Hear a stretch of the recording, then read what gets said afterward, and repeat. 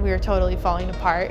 And I think there have been times, various times that feel like that too in the rest of our lives, but that was kind of when I thought, all right, I gotta get some help. People are creative and they have their own ideas, and we've kind of found this secret sauce of how to get the right people in the room doing the right things. It's been great, like teaching them how to really be great at their job. Hey, welcome back to Ignition Point, the channel for entrepreneurs. I am Debbie Hart. Sean Finnegan. And today we have Stacie Graves, the CEO of Edit Design House and an upcoming author, mother of 3 boys. So let's hear a little bit about your design business, how long you've been doing that and how it got started. Yeah, sure. So I'm the owner of Edit Design House, like you mentioned. It originally began with another friend, and we kind of had this idea right out of design school. We thought, okay, we love this. We got our degrees in interior design, and we thought we're gonna do this. We had kind of each worked at other firms, and we felt like, very naively, we felt like we had figured out all the steps of the design process. So we thought we would deep dive and start a business. She ended up actually moving out of state with her family. We had a friend who was our business manager, and he ended up going on to other things as well. So I was left running this firm, and somewhere in the middle, left with it. It's like, right. And we had some big projects that we were in the middle of that were now all on my shoulders, and I kind of managed to figure it out, like fake it till you make it. I grew up on that a little bit, so I just kept going, ended up working for a couple of other firms kind of on the side and paralleling both at the same time. And then eventually I hit this point where my kids would be asleep when I would leave for work, and then they were asleep again by the time I got home, and I just felt like I was missing out on their life. Yeah. And especially as a mom, that's hard. My husband is able to be home with our kids, so they get this great experience being with their dad, the 3 boys. It's good dynamic for them, but I kind of felt like I was missing it. And so at some point I felt like there was this moment that I needed to start changing things. So oddly enough, that change came in the form of not working in my home, in the laundry room. I moved in the kitchen table. We moved over to a studio where I thought, okay, if I can just have 4 hours away, I can get really dedicated work done. And now I can be home with my family. And so it's been kind of this growth and development and change over the years. Originally, because I'm supporting my family on this, I'm thinking, okay, the more projects, the merrier. I'm gonna work hard, pay all of the bills.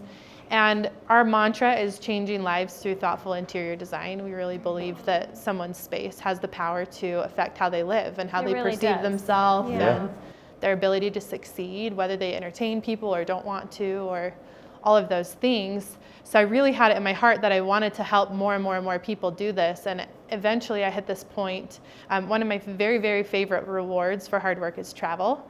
And I had this opportunity. I found these plane tickets to Australia, which I had always wanted to go to.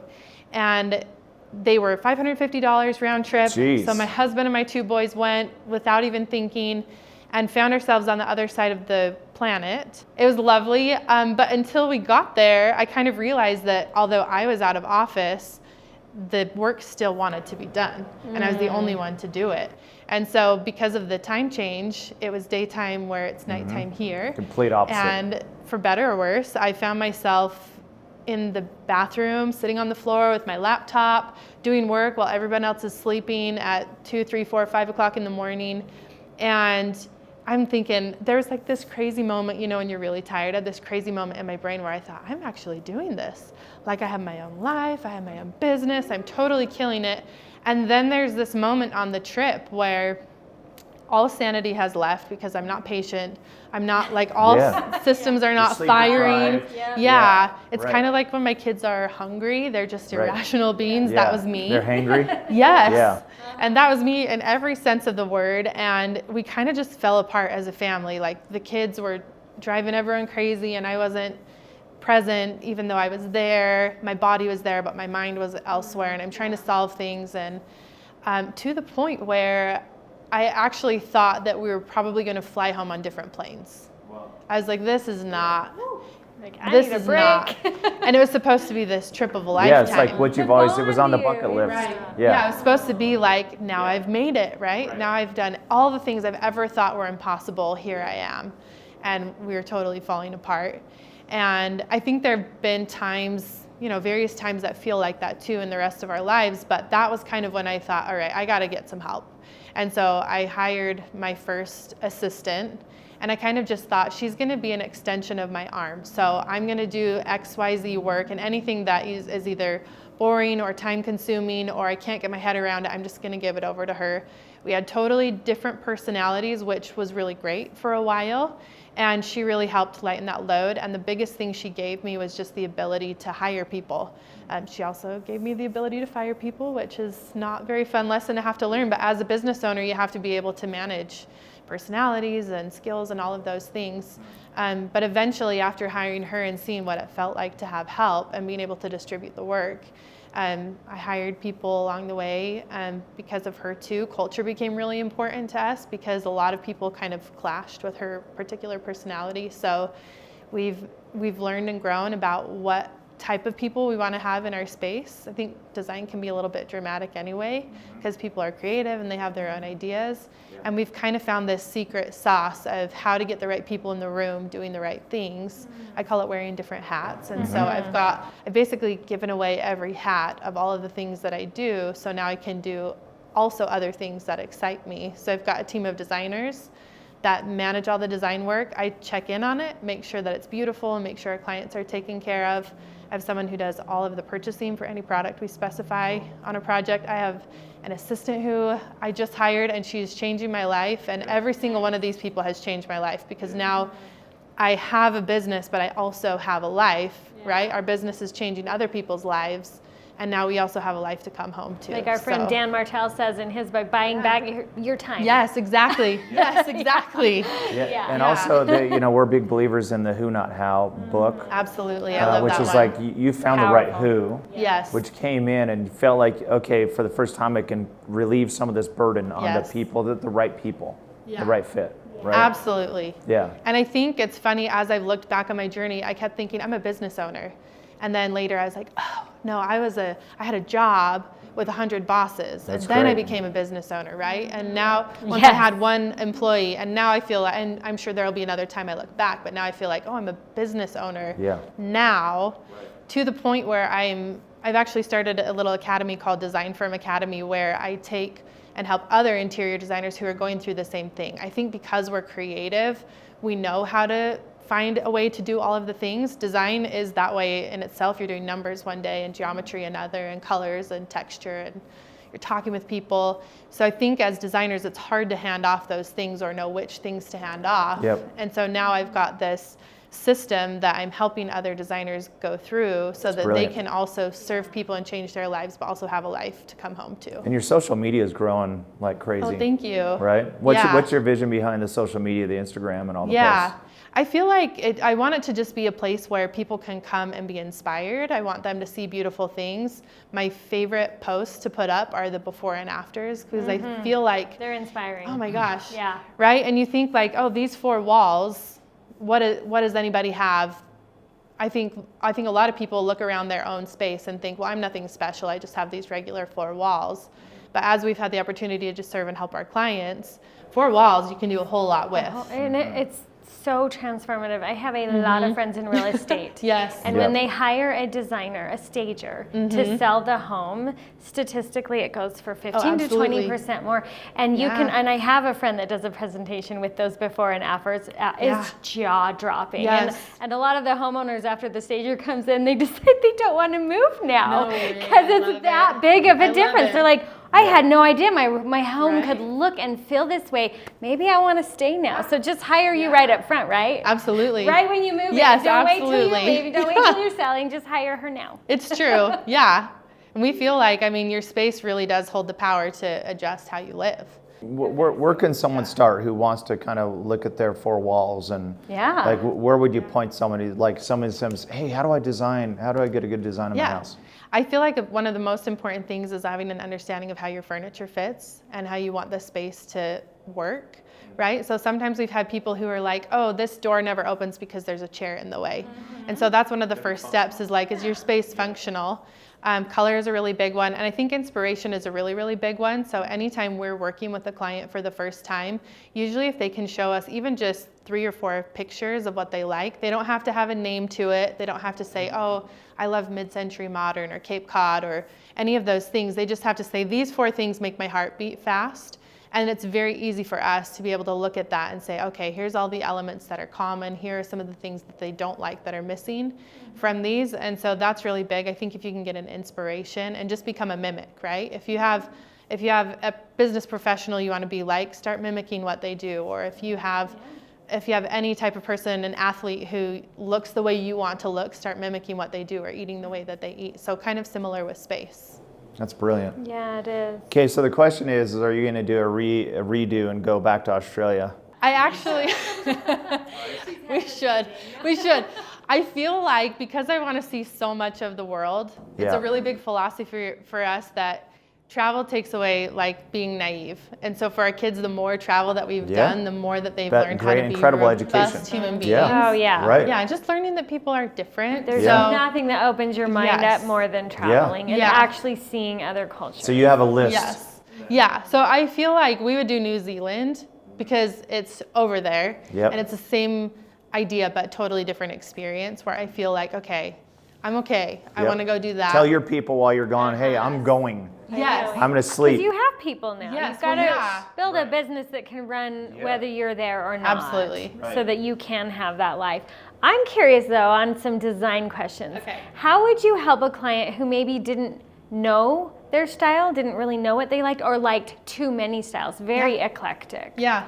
Again, if they can just show me kind of like 5 images they like or 150 images that they like. Really? We can look at them and we joke that we don't really speak English at our office. We kind of like speak this visual language to where we kind of spread it all out in front of us and we're like, oh, okay, nope, right? And so it's just like a visual filter where we start to weed things out. So often if you can't quite sort out what the difference is, if you can even get together and do a consultation, that's one thing that we do with a lot of clients where we just get in and do a consultation and they'll walk us through their home and say, I love this, I hate this isn't working for me, I wish we could. We ask kind of the right questions to help them understand their space too.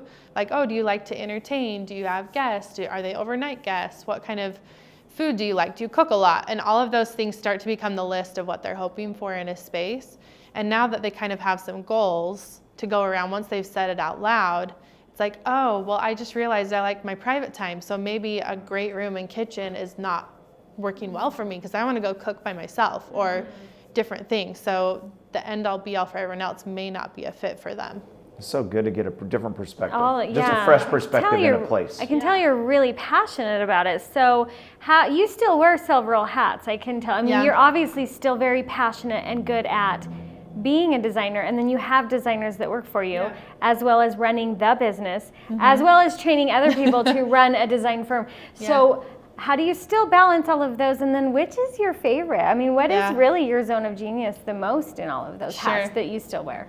I feel like really the training part is the part that I love the most because I've actually, when I first started hiring people, someone that I really respect pulled me aside and said, you're going to hate this. And I was kind of taken aback by it. And he said, you're not going to like handing that power over to them because when they design something, you're going to think that's not the way I would have done it. When actually I found the very opposite to be true. That we'll get together. I call it dreaming and scheming. Like we'll get together and we scheme about what we want this space to look like or some of the features we want it to have. And once they go away marching and come back with something, it's really often better than I imagined. And so that's really powerful. So for me, being able to teach them and give them wings, many of my staff were really, really fresh out of school when they first started with me. And to watch them walk away being as powerful as they imagined. Like when I graduated school, I thought they kind of led us to believe that we were the best designers of all time. And then very quickly, once we got into the job field, we were like, oh you realize, we have no idea.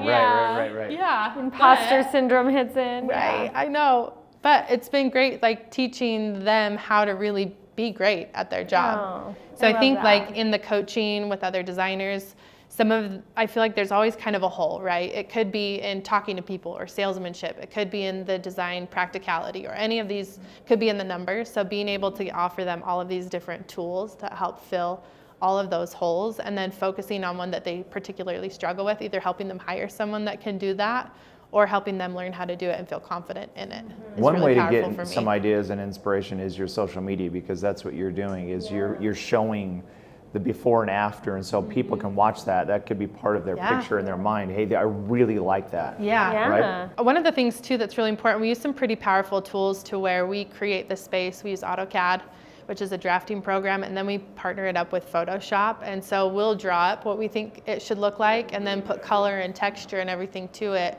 So very quickly someone can look at it and say, oh, that's exactly what I want, or I don't think I really want to go that way. That's to your question of how do you help someone get what they want. This is when they don't great. Even know. Yeah. And this way they can understand if they want it or not before they have to swing a hammer or pay any money for the contractor to come in. They just are already settled. Hard to visualize sometimes without it. An absolute honor to have you. Yeah. Follow Stacy. What's the best way to engage with you? Either Absolutely. like you're someone's a designer. What else? Before we wrap up, the Okay. books. The books. Oh, yeah. The Yes. title of the yes. books. Okay. I love the Yes. titles. All You right. have to talk about the books first before Okay, we let thank you go. All right, my husband raising our 3 boys, one of the things that he loves to do, and one way he's helped tie our family together, is through dirt biking. And so I found, I actually always have a book in my head. So Audible, I'm always listening to something. And I have found when I ride the dirt bike, it's like I'm listening to an audiobook. You have to be really focused on what you're doing, but everything that I've found happens on there. I'm like, that's a lesson, right? A lizard runs across the trail, that's a lesson. And that's my way of maybe keeping my mind occupied instead of getting nervous on the trail. So the name of this book is called High Heels and Dirt Bikes, and it's life lessons from an interior designer who has no business racing dirt bikes. So fun. It's all the fun. dirt biking things that have gone through, and then how to apply it to business and life. And what about the children's 2 books? Yes, I have 2 children's books I'm in the process of working on, ready to illustrate. The first one is Designosaur. It's about a little dinosaur that grows up to be a designer and how she finds changing life, and it's kind of my story in an essence. And then the other one is called Travelociraptor. So it's a little dinosaur that gets to travel with his family, and how that opens up his eyes to the world and makes it a beautiful place Also and your helps story. him understand. Again, my story. Yeah. So fun. So Edit Design House on Instagram, and where are people going to be able to find your books? Yeah, so those I'll be sharing both on Edit Design House, and then my personal one is Hey Stacie Graves. Hey Stacie Graves. Yep, Okay. so that I'll be sharing a lot on there. Yeah. All right, to have fun. you. Thank you guys so much. If any of you watching today have any doubts that your current CPA is not helping you take 100% advantage of the deductions you deserve and helping you stay compliant with the IRS, then don't hesitate to get involved with TaxHive today. You won't be disappointed.